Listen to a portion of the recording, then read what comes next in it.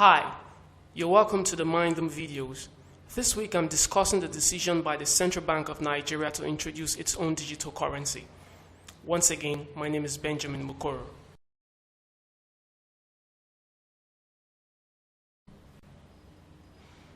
In my last video, I spoke about how the Central Bank of Nigeria issued a circular forbidding banks and other financial institutions from facilitating transactions in cryptocurrencies.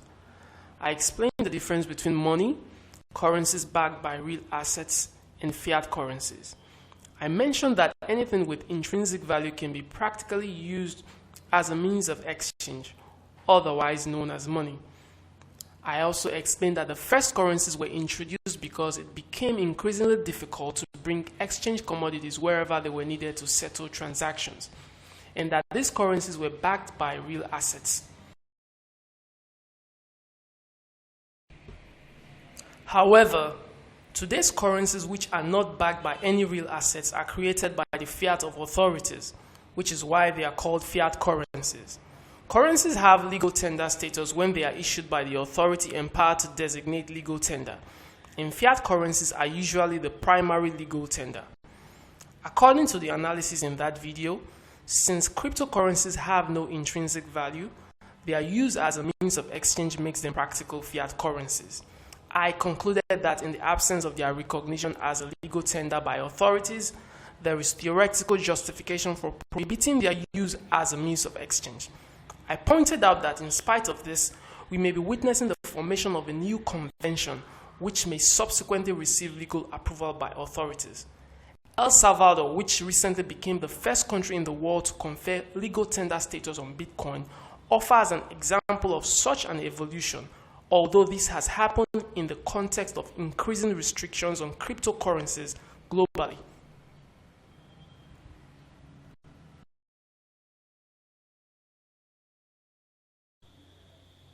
Amidst increasing regulatory hostility towards cryptocurrencies, states are beginning to lay out plans for the issuance of their own digital or cryptocurrencies. This trend of stifling decentralized cryptos while at the same time promoting a state-backed digital currency is particularly noticeable.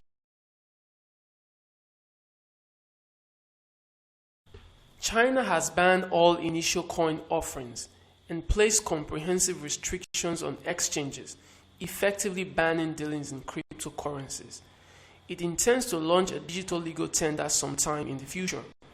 In addition to this Chinese initiative, there is talk among some major international banks of a universal settlement coin. Against the background of these developments and the cryptocurrency circular it had issued earlier, the Central Bank of Nigeria recently announced that plans are underway to launch a digital version of the national currency, the Naira.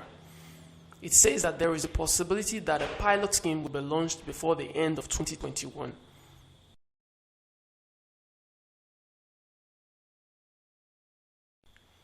So, what is the difference between privately sponsored cryptocurrencies and state-backed cryptocurrencies? While privately run cryptocurrencies have no central control, state-backed cryptocurrencies are centrally controlled. However, one must be careful not to equate the presence of central control with the total absence of a decentralized infrastructure.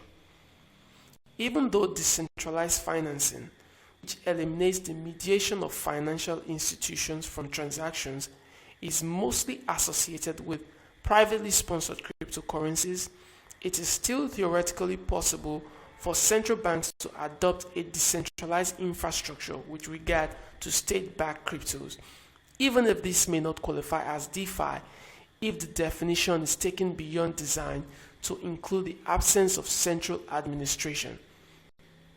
Given the need for supervision and regulation, central banks may want to embed some automatic tracking functions in the infrastructure according to their regulatory needs.